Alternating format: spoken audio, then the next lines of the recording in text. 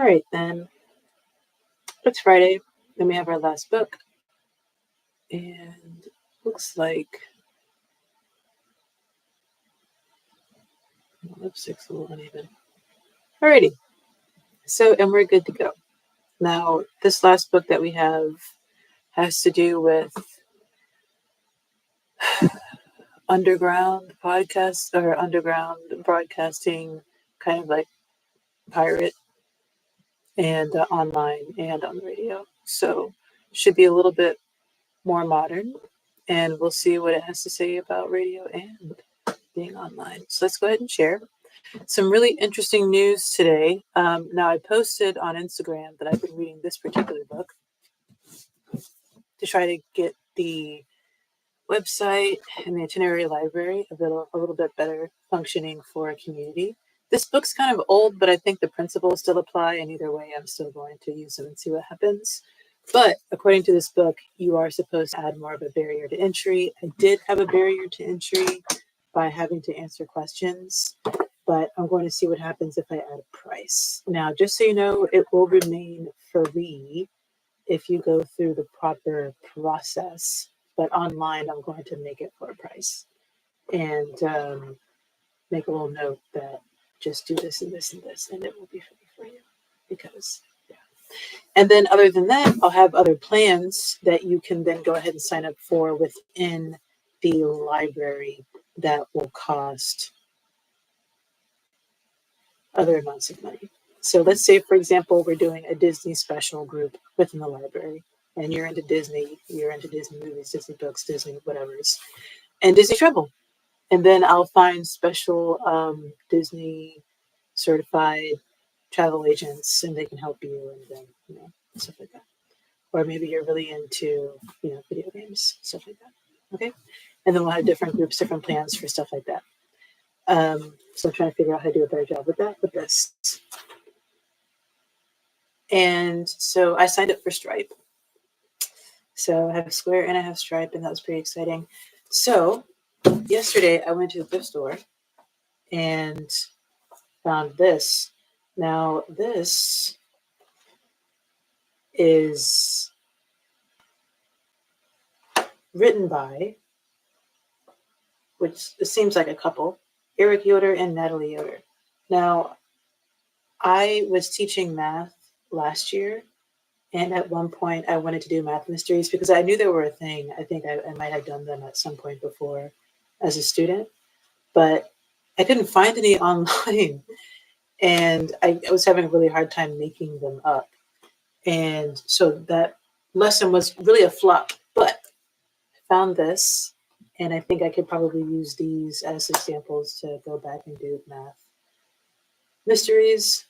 But even more than that, the interesting thing is that we have Eric Yoder and Natalie Yoder. I think I already said that. But the author of the book today is Andrew Yoder. So I have to figure out if maybe they're like a family of educators or something. So let's go ahead and get this book, and let's figure out what year it was published. And then, yeah, it's in the list. Let me go ahead and share my screen. Oopsies, poopsies.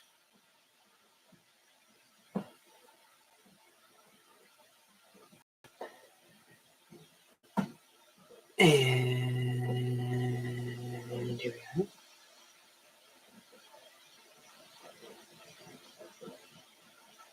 are. And there we go. Also found some really cool stuff I'm excited to share for next week.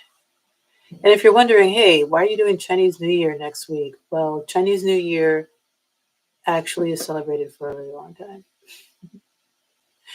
And next Wednesday is the official supposed end with the Lantern Festival, but I'm pretty sure Chinese New Year still gets celebrated after that because I found a video of a concert last year that was at the end of February. Oh, it doesn't mean that the concert was actually at the end of February, does it?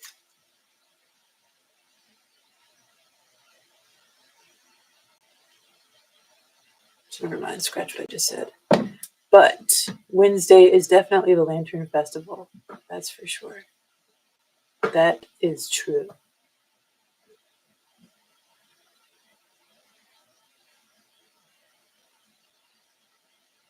There's so many books that I actually don't include when I'm doing my initial little search now that I do an initial search. And I'm wondering what I can do in the way of getting people to vote for the books. I don't think I'm going to say, hey, here are 10 books, vote for the top 5. I could, but I think what I'll do is just say, hey, here are the 5 books. Vote for the ones you like. And then I can continue to try to get those types of books in the future, I guess.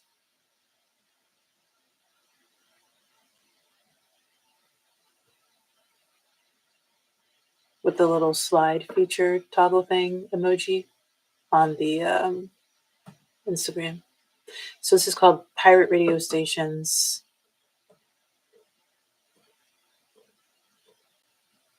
And it is indeed a book written by Andrew Yoder. And let me just show you. Okay. Let me see if you guys can see. I mean, nobody's here, but so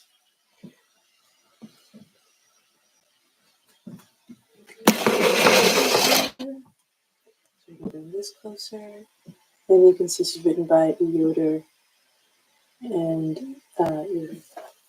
So that's just the type of stuff that happens all the time. I just randomly went to a thrift store yesterday, and I'm going to check out Andrew Yoder.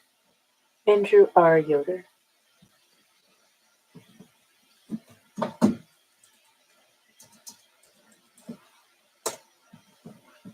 Books, biography, latest update. Andrew Yoder is the author or co-author of nearly a dozen popular books on the subjects of video, audio, and radio, including home video, choosing, installing, maintaining, and repairing home video. I mean, the funny thing would be what if Yoder is actually the older guy, and then these are the younger ones?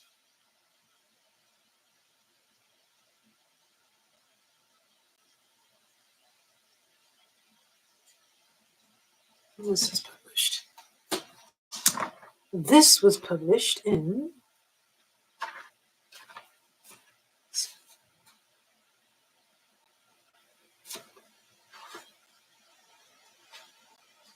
I still don't know.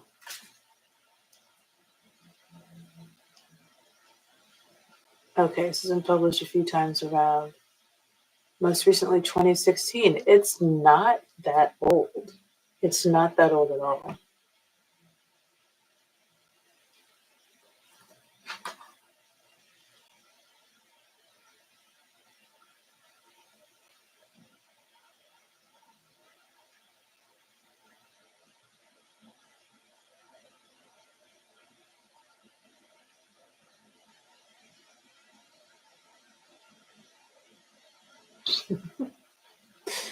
Exceptionally cool. Oh, here they are.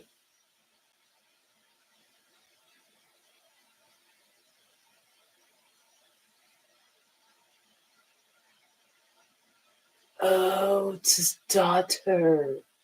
Excuse me.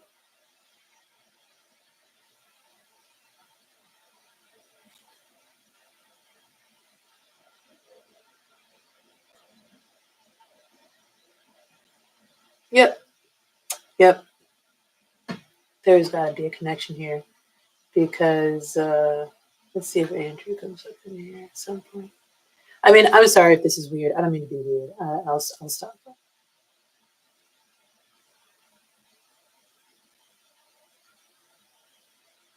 We'll leave it there.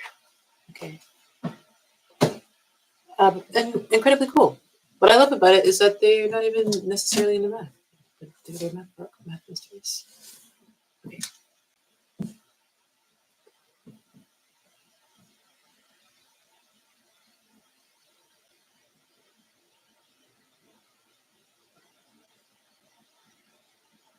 Yeah. So this has got to be the guy.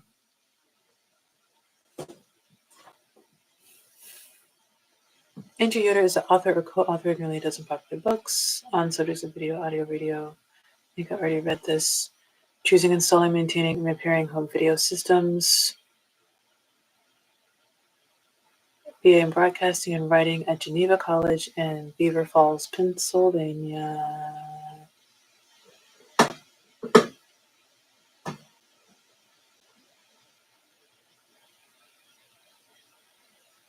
Ooh. All right, let's read the book.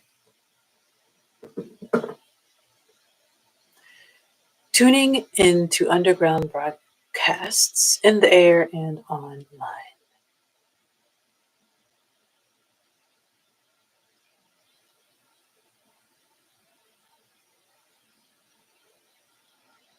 So we have the history of pirate radio, the dawn of the modern era, pirate radio since 1983, inside pirate radio, European offshore radio, American offshore pirates, international pirate radio, political pirates, local and FM pirates, the FCC and enforcement actions, verifying pirates, and then computers and radio. Nice. So this is kind of what I was getting into earlier with being online. And all right, history of pirate radio. Let's start there.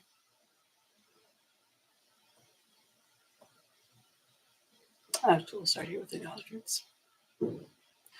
Thanks to the following hobbyists in no particular order: John Anderson, editor of the Pirate Radio section on About.com, John Cruzan, the Free Radio Network, Johnny of SRS, Dave Falco, David Hodgson, LO, IO Snopes, Spears. Okay, I'm not reading all this. My apologies. Okay, about the third edition. In many ways, it's hard to believe I wrote the first edition of Pirate Radio Stations just over 13 years ago. When I wrote that edition, pirate radio in the United States and Canada was at its lowest level in activity since the pirates began broadcasting en masse around 1976. Also, the stations were very disconnected in terms of interpersonal communications. Sure, a few different pirate operators knew each other, but most were fairly solitary figures and anonymous hobbyists airing an occasional program. Around the time that the book was published, more radio hobbyists began working together. Some of the earliest little pirate gatherings that I know of occurred in the late 1980s. The annual shortwave listener Winterfest, which has a pirate radio talk and numerous pirate fans in attendance, started in 1987. Radio Net York International, which broadcast from a ship off the coast of Long Island in 1986 and 1988, also helped inspire with its broadcast and the massive national attention that it received a number of shortwave pirates and a new wave of political micro broadcasters and low-power FM stations. All of this was fuel for the pirate radio explosion of the 1990s, which I feel was caused by, or at least significantly aided by, the internet. The internet has made it possible for information to be spread very quickly, such as shortwave radio lodgings listed on the ACE page while the broadcasts are still on the air, or test schedules being passed along by email or posted on the free radio network, hobbybroadcasting.com or altradio.pirate. Also, ICQ and chat rooms have made it possible for pirates and their listeners to communicate in real time, sometimes while a broadcast is still occurring. Since the dawn of computers, radio hobbyists have complained about this evil Pied Piper who was luring the once happy children of the world away into a hellish digital stupor. Sure, computers do take some potential radio hobbyists away because our time in this world is limited, not just in length, but by what we can squeeze into our daily schedule. However, the communications potential of the internet for radio applications is tremendous. You can buy your shortwave receiver or transmitter online, read receiver reviews on the Radio Nederland webpage, and email the station or another listener. The advantages of listening for pirates in the 21st century are vast compared to 1988. But where the internet has had its greatest effect is with the FM pirates, who have exploded from essentially nothing at the writing of the first edition to a real force that has hit the headlines of nearly every major newspaper in the United States. Information about the FM stations were included in the second edition of the book, but the internet was still in its toddler stage when that edition was written in 1995. The FM stations are primarily operated and programmed by those with no prior technical or radio experience. Because of this trend, the internet has served as both disseminator and educator for the masses. Prior to the late 1990s, those with an interest in community radio would have either never discovered pirate radio or would not have known where to start. Since this time, the synonymous terms FM pirate radio and microcasting have sparked radio rallies, protests, and even some legalization.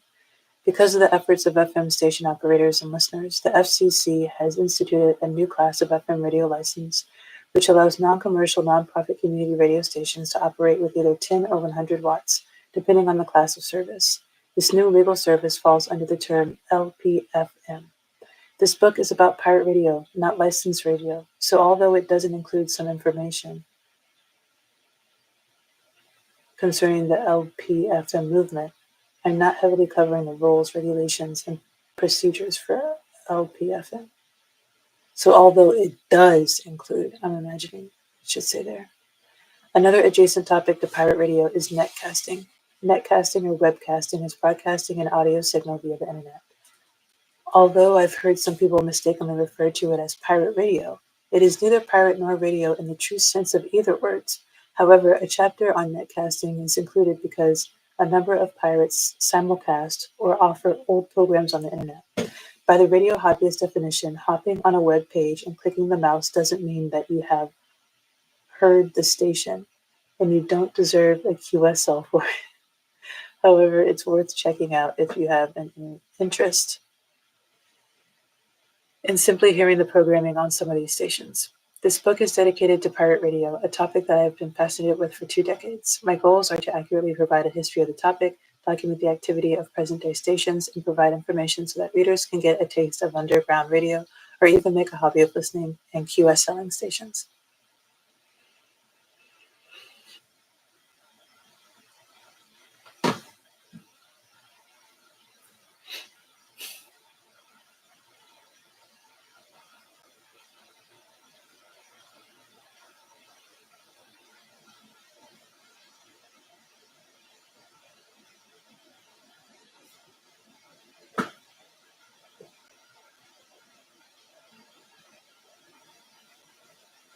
Oh, let's see if hobbybroadcasting.com is still up.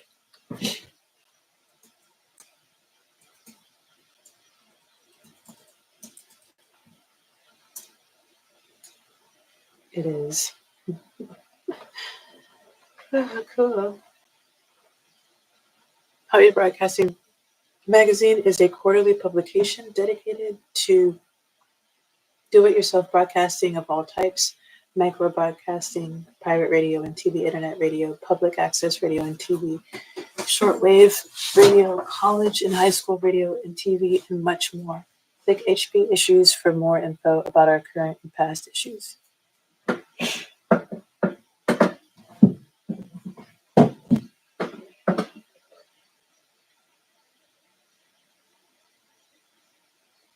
Oh, yikes. Last updated in 02.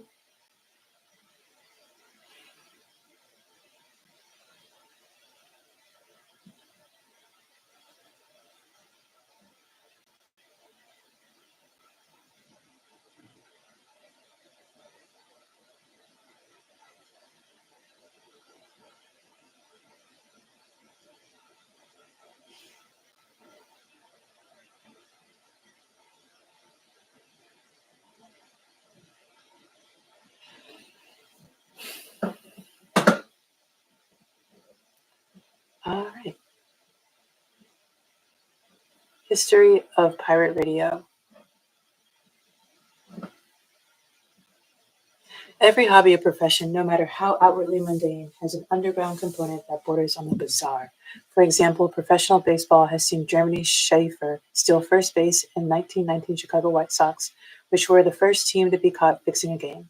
Aviation experts whisper about top-secret flights and such antics as those of Matthias Rust, the team pilot who flew a plane through the Soviet air defense systems in the mid-1980s. The print media has thousands of small underground publishing operations. Similarly, there is an esoteric underground personality to radio broadcasting, pirate radio.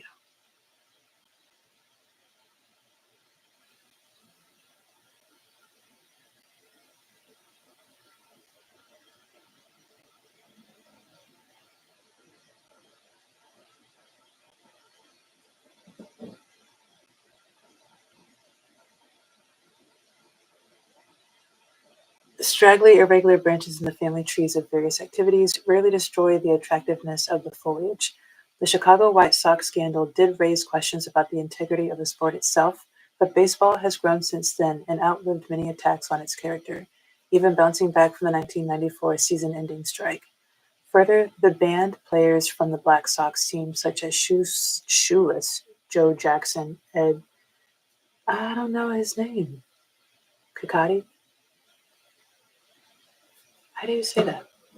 I don't know that much about baseball.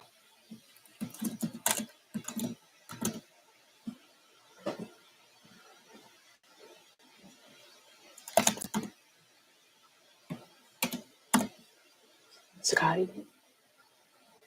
Seacott?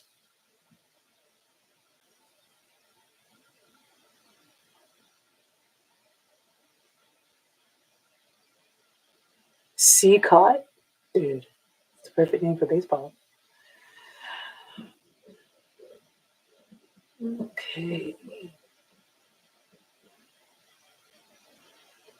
Ed Seacott and Bucky Weaver achieved an almost cult-type following and have been the focus of several movies. Although the freaks and outlaws among the enthusiasts of a particular activity might not always be welcomed at first, they sometimes create a nostalgia for themselves and their antics that continues for decades after their disappearance. In addition to creating a web of stories that will be passed through many generations, these offbeat usually strengthen the fiber of their particular hobby. Satirical newspapers and magazines, for instance, have given readers many laughs and sometimes provide inspiration to initiate changes that eliminate the cause of the mockery. Underground activities have often provided better services to the public than the establishment, with competition forcing the latter to work harder. This has been true for private radio. Unlicensed offshore European pirate stations, for example, succeeded in forcing government broadcasters to diversify if they were to compete. In fact, governments often hired announcers from these unlicensed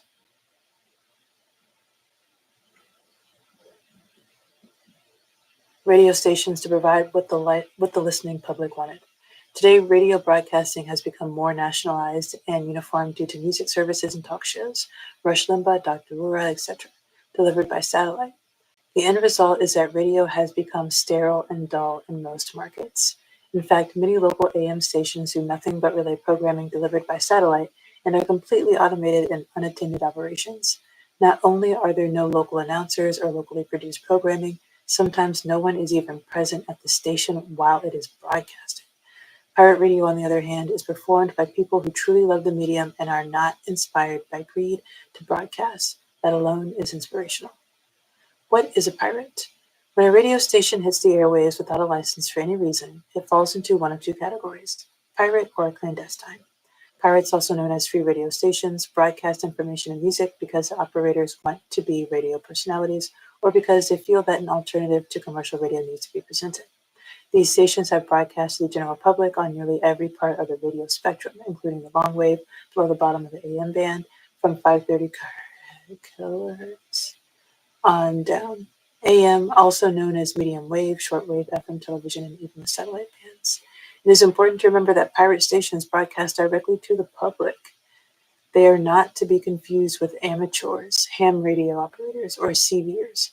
Hams and CBers are not broadcasting because their transmissions are two-way, point-to-point communications and are not intended for general public. Some CBers and hams, however, use fake call signs and deliberately jam other stations with Morse code music or by swishing the transmitter's frequency control, VFO, back and forth across a frequency, producing an annoying swishing sound. These transmissions are both annoying and illegal. Even if the station is playing music, they are also not pirate broadcasters. They are also not pirate broadcasts because the intent is to ruin someone else's signal, not broadcast to the general public. To add to the confusion, clandestine or guerrilla stations also get thrown into the illegal transmitting melting pot. Clandestines are politically motivated radio stations that are usually operated by an opposing government or as the voice of a revolutionary group. They usually beam their broadcast towards countries offering little political freedom. They typically advocate and sometimes help organize the overthrow of these countries' governments. Although some pirates might be politically motivated or outspoken, the matter of violence and lack of a large supporting organization separate the pirates from the clandestines. Political pirates and American stations that border on the clandestine are covered more thoroughly on Chapter 9. Although many of the world's countries have been besieged internationally with clandestine broadcasters at one time or another, the United States and Canada have rarely been targeted. The racist ultra-right-wing Voice of Tomorrow, which operated in 1616 kilohertz in the days when the AM broadcast band ended in 1610. It's kilohertz, right?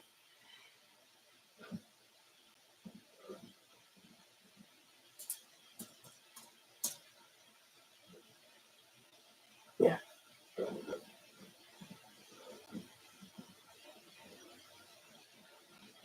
6240, 7410, and 15040 hertz. The latter three are shortwave frequencies. Between 1983 and 1991 was one exception, a pirate that sometimes was considered to be clandestine as well. A few other stations have been similarly labeled.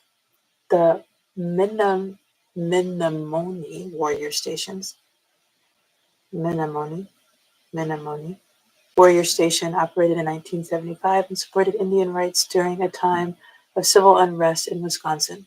Several of the better-known stations in the FM micro-broadcasting movement, such as Berkeley Liberation Radio, Steelers Radio, and Black Liberation Radio, have been considered as clandestines by some, except that most of the media coverage has been from the traditional mass media, who would not know how to differentiate between pirates and clandestines, instead of the shortwave listening hobby press. Likewise, few foreign clandestine broadcasts have ever been aimed at the United States from outside its boundaries, but this country has been the location for a handful of stations. I feel like they're going to Voices of America. This has been the location for a handful of stations advocating the overthrow of various Central American countries. Few foreign clandestine broadcasts have ever been aimed at the United States from outside its boundaries. But this country has been the location for a handful of stations advocating the overthrow of various Central American countries. The Federal Communications Commission seized 2 transmitters of La Voz.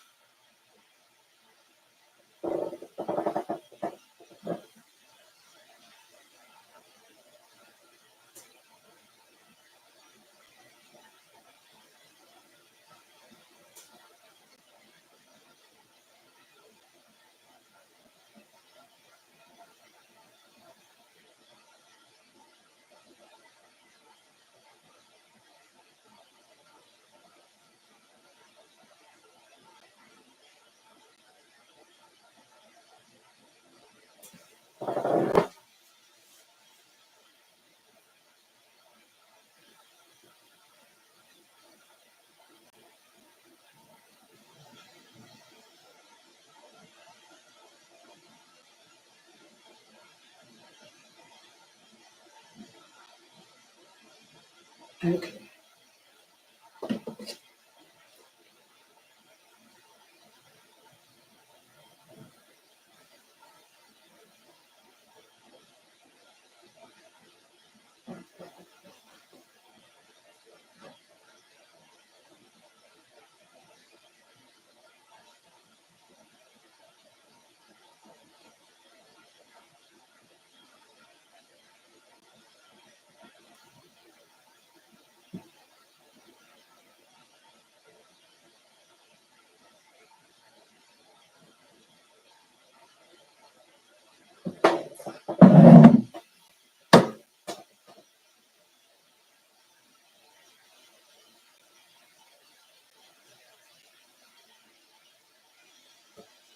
I'm not sure why I skipped over that. Okay. One type of station that falls into a gap between definitions is a Euro-private. These broadcasters operate from Ireland and Italy, often with high power and regular schedules. Both countries have passed bills allowing their citizens to broadcast within government standards. Because of these regulations, unlicensed transmissions are usually ignored. With this in mind, many commercialized, independent, unlicensed stations operate openly daily or weekly from Italy and Ireland. The privates, along with the extra-legal offshore stations, form a group that we might call unlicensed but not illegal. These have typically been by far the easiest unlicensed.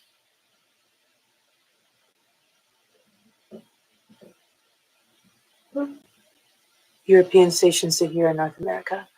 Laser Hot Hits, Reflections Europe, Radio Caroline, Radio Dublin International, Radio Fax, and Dun Lope or Locals Radio are a few of those heard in the 1990s.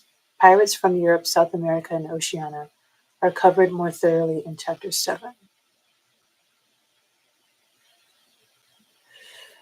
Pirate broadcasting in the United States is usually considered to be a recent phenomenon because few of today's radio listeners can remember hearing any of these stations before 1966.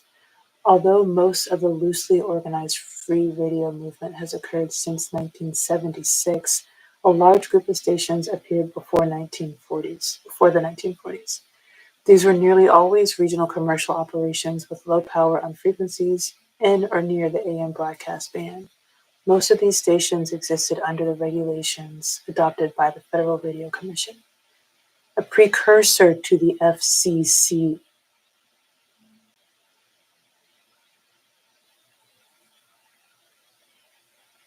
And were later forced out by a crackdown resulting from the passage of the Communications Act of 1934. I wonder if I was reading about that on Monday.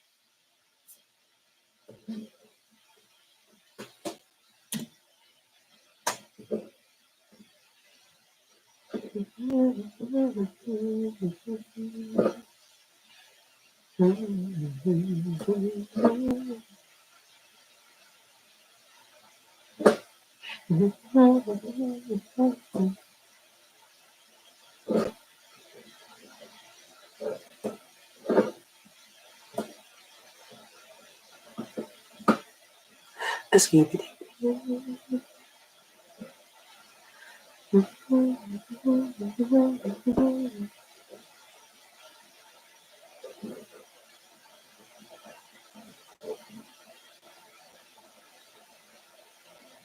Yep.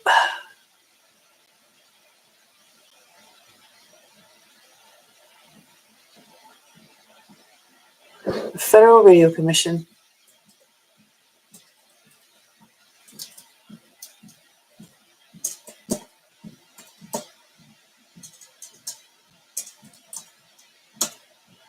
Yes, spelled commission wrong. Did I?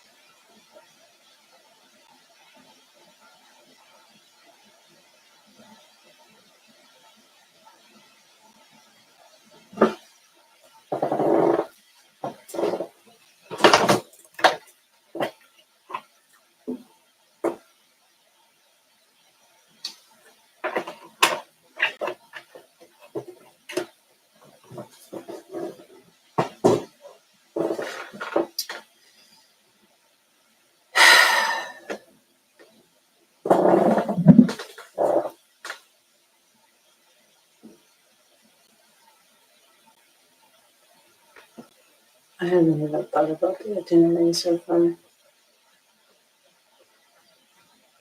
It looks like we're going to have to see if we can. I don't know.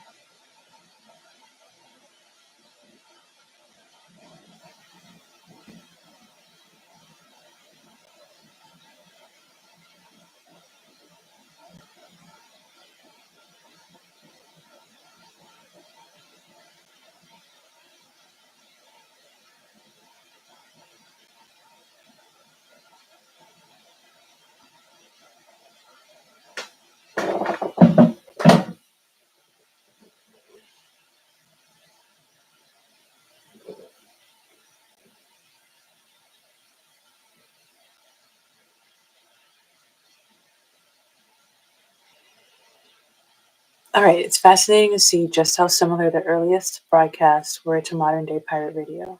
Although some articles credit the forerunner of KDKA in Pittsburgh as making the first broadcast during the 1920 presidential campaign, most texts actually credit Reginald Fassenden with the first test broadcast 14 years earlier. Fessenden was an important pioneer in the field of radio, primarily from a technical perspective.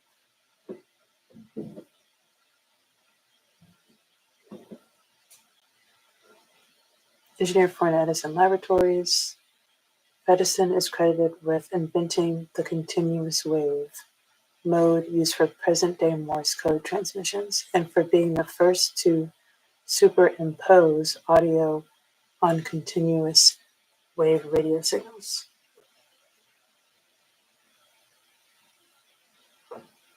Although he had been experimenting with telephony as early as 1902, his first official test occurred on Christmas Eve 1906. This test was much more complex than Alexander Graham Bell's initial telephone experiments. No, come here, Watson, I need you, from Reginald. Instead, he made the first broadcast, which consisted of Fessenden reading from the Bible, playing O Holy Night on the violin, and playing a phonograph or Edison cylinder recording of a woman singing. Obviously, the few radio operators who were tuning in were stunned to hear any types of voices, let alone a variety program. Keeping up with the irregular holiday schedule that is still popular with unlicensed stations nearly 100 years later.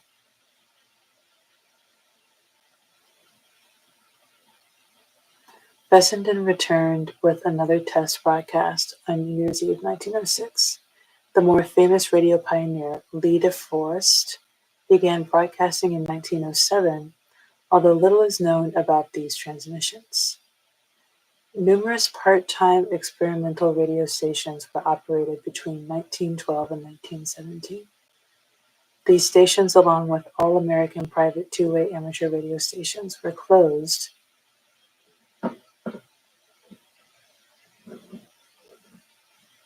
from the U.S. participation in World War I until 1920, when only government stations were allowed on the air. One of the first post-war broadcasting experiments was founded by Westinghouse employee and amateur radio operator Frank Conrad. His station began as a hobby news operation, broadcasting the results of the 1920 presidential election. Conrad didn't know what to do when he ran out of things to say, so he began playing records between news reports. The community was thrilled with the broadcasting. The operator continued transmitting every evening after returning from work at Westinghouse. Soon, Westinghouse paid him to broadcast every day, and the station that would later be known as KDKA became more than just a hobby.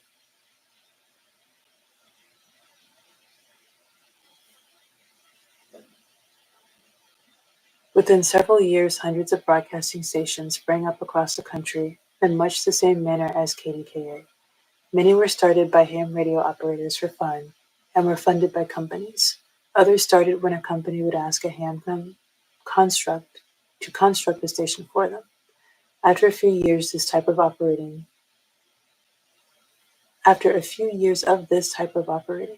the AM broadcast band began to resemble the present-day Citizens band, with stations signing on and off and changing frequencies as often as they pleased. Also, some stations were funded by companies that aired deceptive claims in describing their products, especially true for the snake oil salesman who sold various medicinal products. At this time, little could be done to punish stations for causing willful interference or deliberately misinforming their listeners. Along these lines, one of my favorite radio quotes comes from Amy Semple McPherson, a popular radio evangelist who owned a radio station in Los Angeles. The broadcaster was closed down by the FRC because the signal was drifting across the band. The following is an excerpt that McPherson sent to then Secretary Hoover. Please order your minions.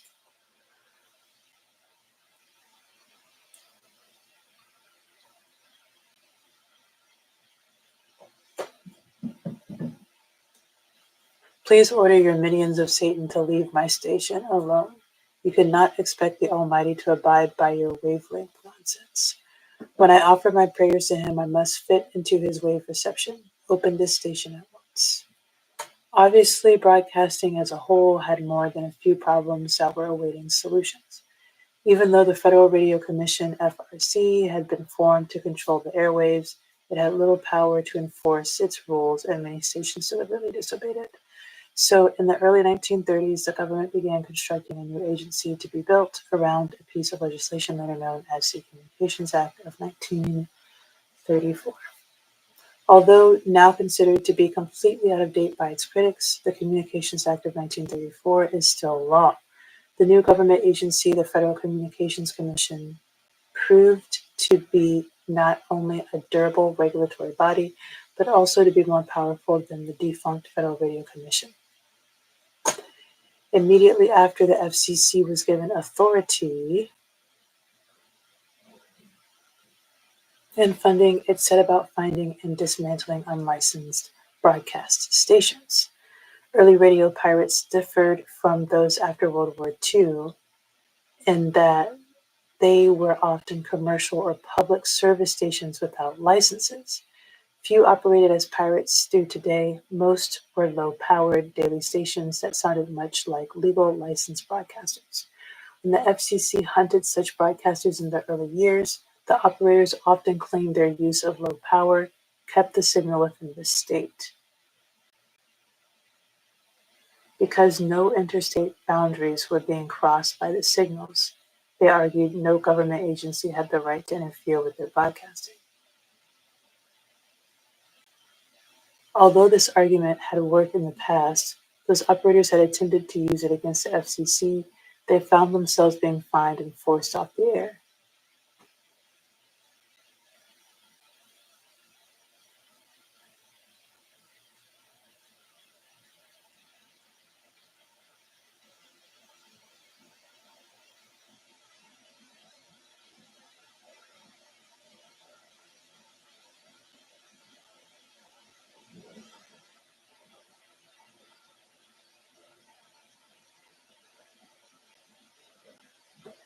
When the FCC first plodded off in its quest to eliminate unlicensed radio stations, it seemed that it would be nearly impossible to completely eliminate them, considering the large number of low-powered pirates and the lack of sophisticated direction-finding equipment.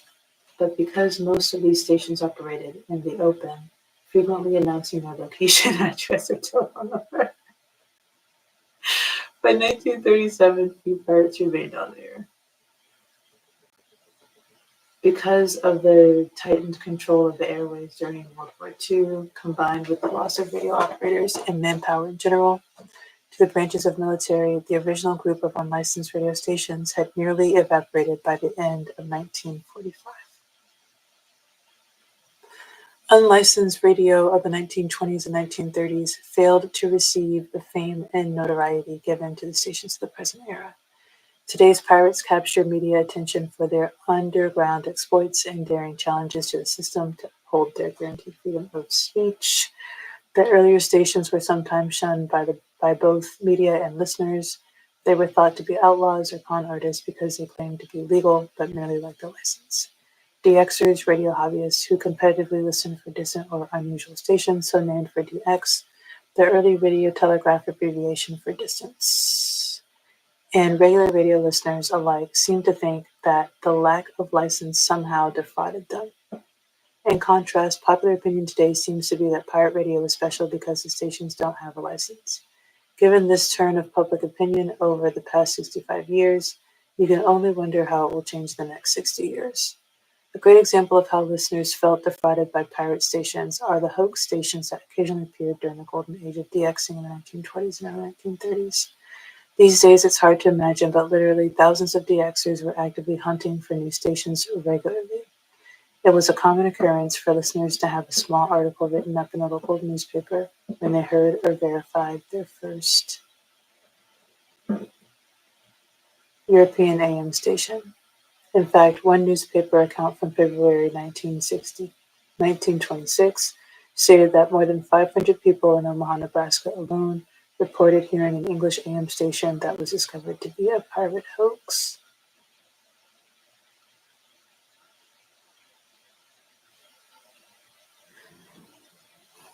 Unlike the long-forgotten hoax stations, one of these early pirates managed to become a legend in the shortwave listening hobby.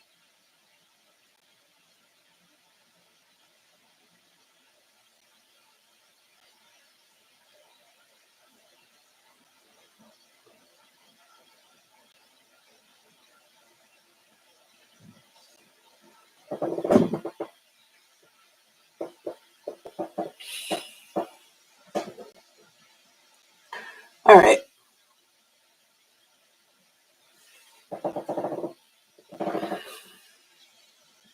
So it's just about not having a license. It's not about much of anything else.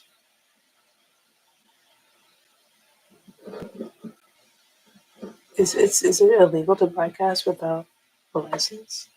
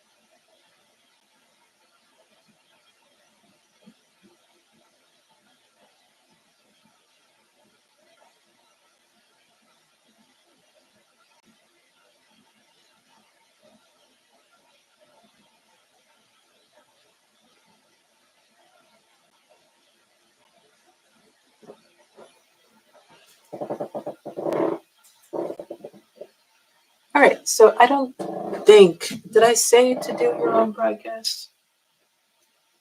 Any of these itineraries, because I'm not trying to set anybody up for something illegal.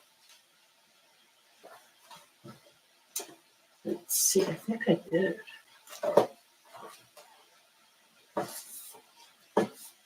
I didn't realize that. I mean, I guess you could get the whole CD thing, but it doesn't seem like all CD is passable. Oh my gosh. Where did I write these things down?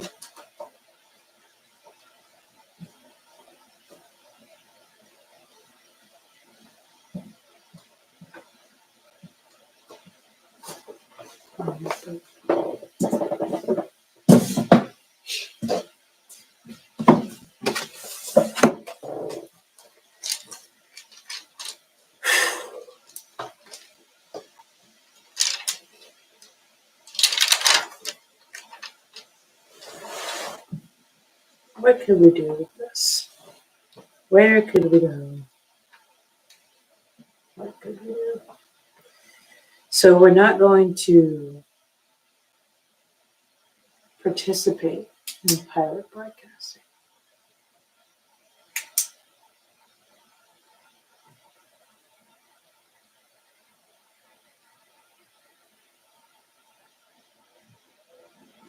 What could we do?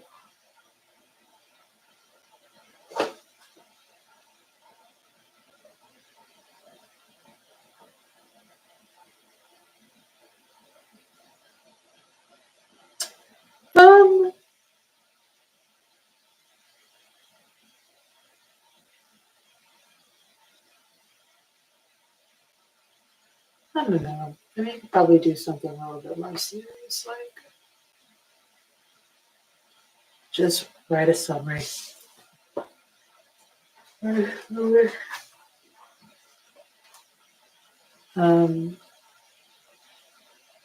just read the introduction and write a summary. You know.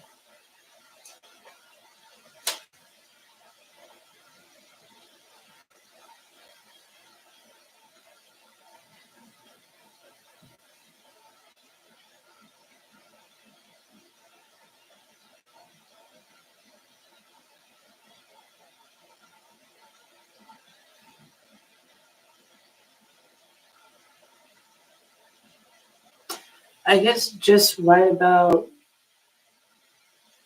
the benefits of online sharing versus radio sharing. That's the best I got. It's the best I have right now. And there are a bunch of differences to write about. Or I could say you could do a debate, you know, do a debate which one's better, radio or online, and why.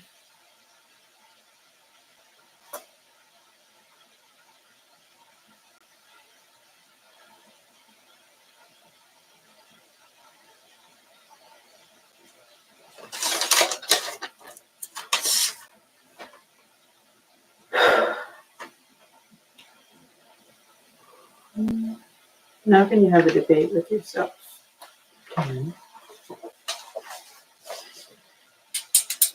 Pirate radio.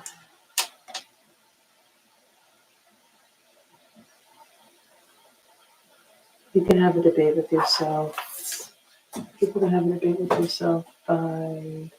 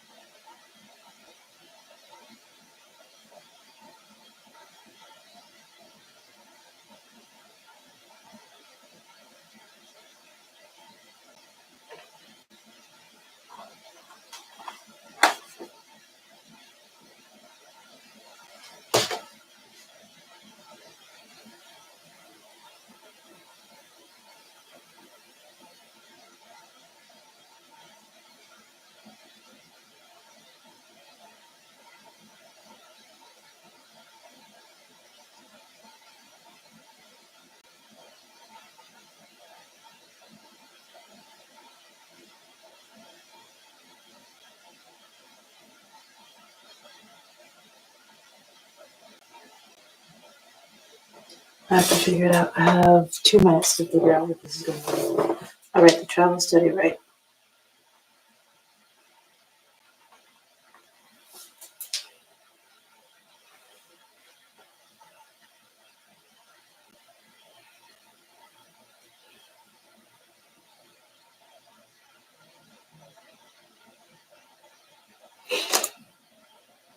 There's got to be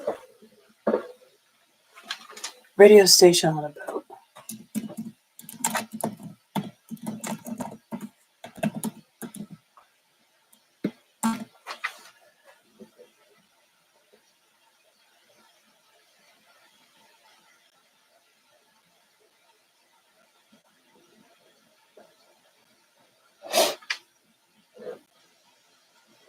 Boat radio station tour.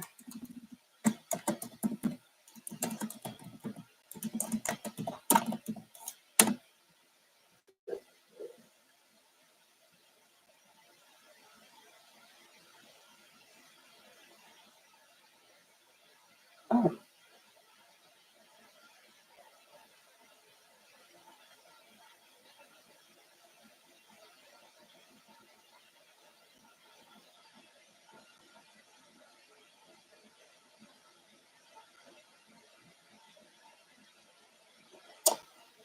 all right. So I did read about those in the book.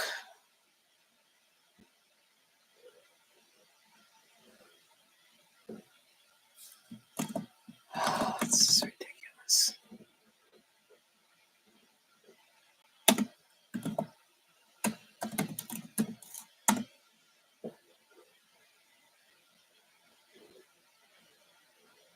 Okay.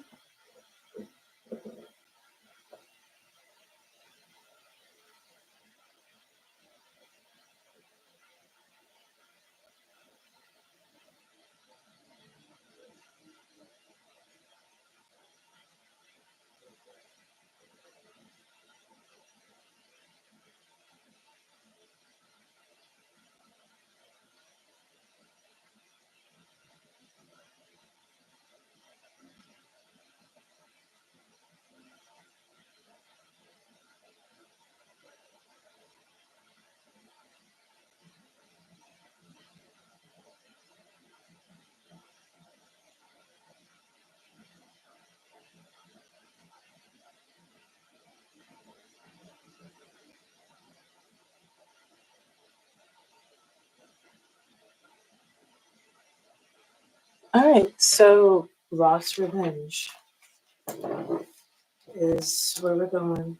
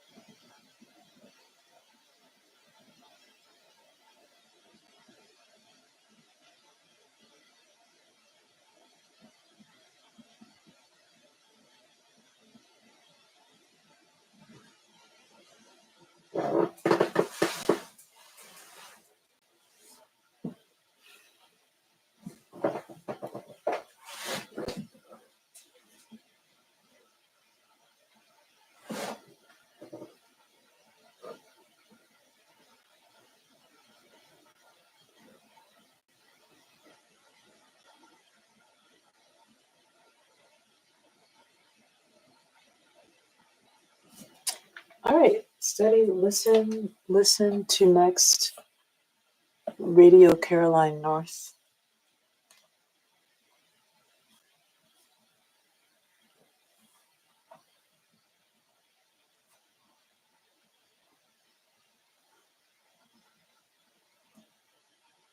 broadcast.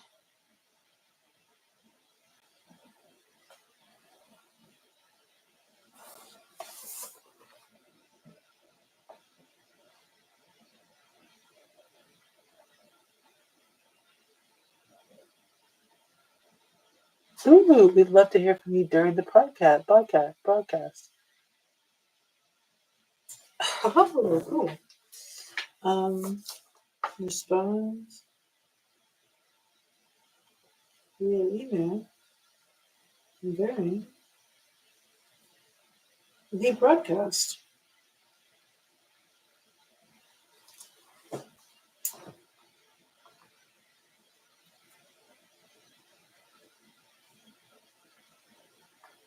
To support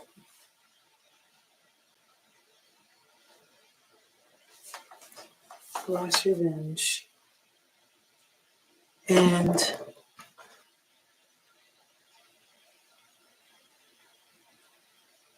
Radio Caroline.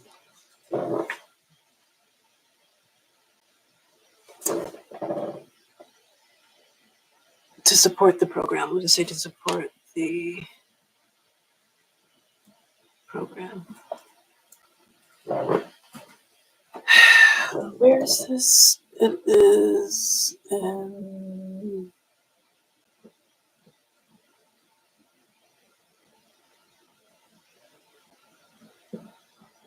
where is this? Where are you?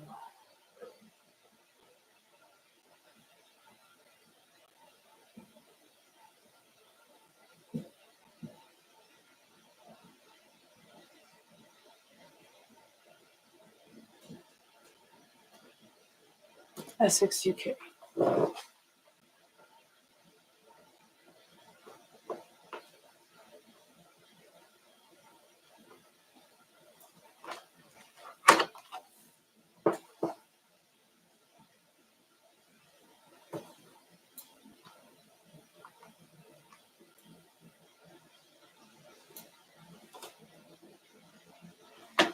Great. So that's the end of that for today. And we'll see you next week for a focus on Chinese New Year. Yeah, but even more so than just Chinese New Year, a focus on the themes of the Year of the Snake. All right, take care. Bye.